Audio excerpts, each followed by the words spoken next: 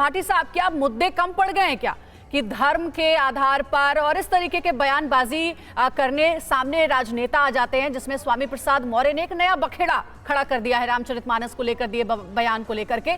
Negative publicity limelight में आने का जरिया है क्या, मुद्दे नहीं है अब? देखिए, रामचरितमानस पर तो चर्चा इसलिए हो रही है क्योंकि आपका चैनल करा रहा है, आप हिंडनबर्ग पर चर्चा कराते हैं। रामचरितमानस को लेकर क्या स्वामी प्रसाद मौर्य ने जो कहा है वो बिल्कुल सही है, आप उसे सही मानते हैं? स्वामी प्रसाद मौर्य से बड़े नेता अखिलेश यादव जी हैं, वो हिंडनबर्ग की रिपोर्ट पे भी बोले हैं, अडानी के घोटाले पे भी बोले हैं, वो उत्तर प्रदेश की बेरोजगारी पे भी बोले हैं, वो जो इन्वेस्टर समिट के नाम पर सड़क पर जो विरोध हो रहा है वो बेवजह का है क्या? बेवजह है, उस पर चर्चा नहीं होनी चाहिए। एक आध वक्त तो पूरा करने दिए करो। आप हिंडनबर्ग पे क्यों जा रहे हैं? मैं तो कुछ और सवाल पूछ रही हूं। मैं यही तो कह रहा हूँ, आपने कहा कि स्वामी प्रसाद मौर्य बोले हैं इसलिए चर्चा हो रही है।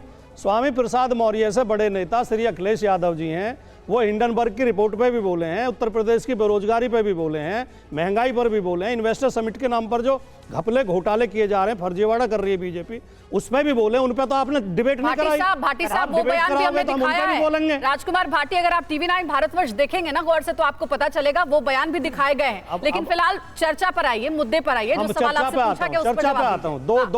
दो बहुत गंभीर बात कहना चाहता हूँ। नंबर एक, तुलसीदास जी एक कवि थे और रामचरितमानस एक महाकाव्य है और साहित्य के विभाग में पढ़ाया जाता है, जहां भी यूनिवर्सिटी में कॉलेजों में पढ़ाया जाता है। और साहित्य में आलोचना भी एक विधा है, आलोचना करना अच्छी बात मानी जाती है, खराब बात नहीं मानी जाती। लेकिन अगर धर्म ग्रंथ मानते भी हैं आप, तो धर्म ग्रंथ अपने 95% अनुयायियों को अपमानित करता हो, उन्हें गाली देता हो, उन्हें नीच बताता हो, उसको परिवर्तित हो जाना चाहिए।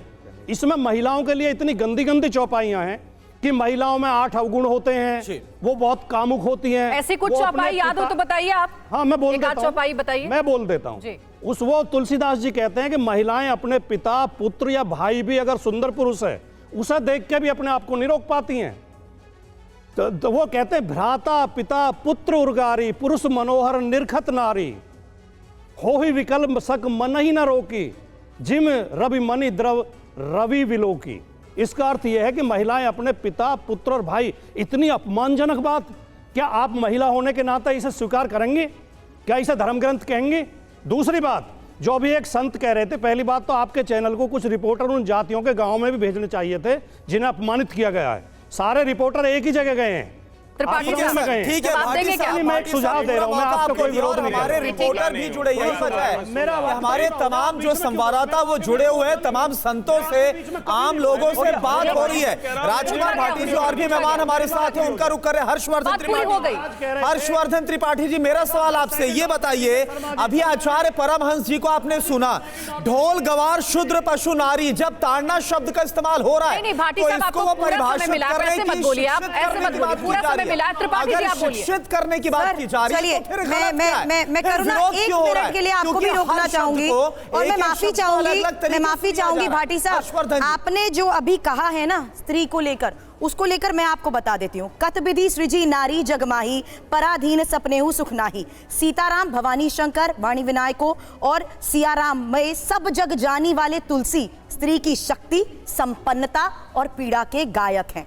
मानस की शुरुआत ही स्त्री की जिज्ञासा से होती है। अगर आप ये बात कर रहे हैं ना सर, तो उस वक्त समाज में वेद स्त्री के लिए नहीं थे और मेरा ये कहना है कि यही एक जरिया बने, तुलसी जी एकमात्र ऐसा जरिया बने जिनके जरिए ये सब कुछ आगे आज हम समझ पाए हैं। त्रिपाठी जी, जो आपने अभी कहा था ना, उसी के संदर्भ में मैंने ये बात कही। ठीक है हर्षवर्धन त्रिपाठी जी, मेरा सवाल ले लीजिए आप। मेरा सवाल यही है कि अभी आपने आचार्य परमहंस जी को सुना, देखा, ढोल गवार शूद्र पशु नारी, जिसमें ताड़ना शब्द को लेकर ये पूरा बवाल खड़ा हुआ है। इस पर उन्होंने बोला कि आप कैसे उस शब्द को देख रहे हैं, उसकी परिभाषा को कैसे समझ रहे हैं। यहां बात शिक्षित करने की हो रही है, अगर बात इसकी हो रही है तो क्या गलत है, किस बात पर विरोध है फिर?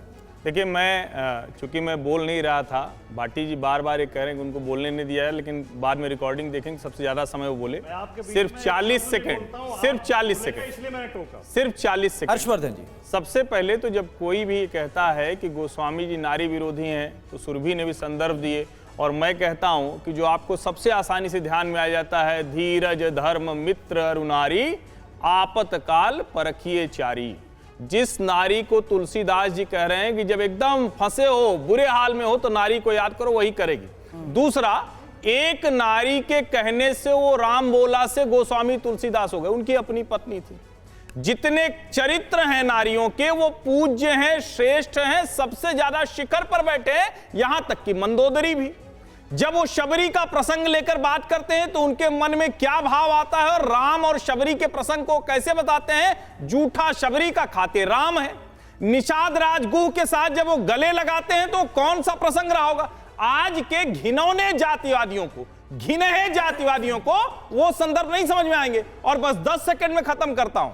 रामचरितमानस का जब हम जिक्र करते हैं तो एक वर्ग वो है जो कहता है हमारे लिए आस्था है, धर्म ग्रंथ है, उनको इससे कोई मतलब नहीं। दूसरा वर्ग है जो कहता है साहित्य है। बिल्कुल साहित्य पर बहस होनी चाहिए। रामचरितमानस इतना बढ़िया काव्य है कि उसकी हर लाइन पर बहस होगी, लेकिन क्या आज उसकी कोई गलत व्याख्या कर रहा है? इतनी देर से ये कहने की कोशिश की जा रही है कि सारे साधु महंत कहें कि ताड़ना मतलब पीटना, पत्नी को पीटो, लेकिन जब साधु महंत भी कह रहे हैं कि नहीं हम शिक्षा करें, तो कौन वो लोग हैं जो चाहते हैं कि ताड़ना मतलब पीटना है? और एक बात जो हेमंत जी ने पूछा था, जो बार बार जो हो रहा है कि क्या सकल गुणहीना कोई विप्र है, ब्राह्मण है, उसको पूजना चाहिए? कतई नहीं पूजना चाहिए। लेकिन यह भी सोच लीजिए कि सिर्फ विद्वान कोई हो गया और दुनिया का कुकर्मी है तो वो भी पूजा नहीं जा सकता। ठीक है, अब डॉक्टर अरविंद, ठीक है त्रिपाठी जी,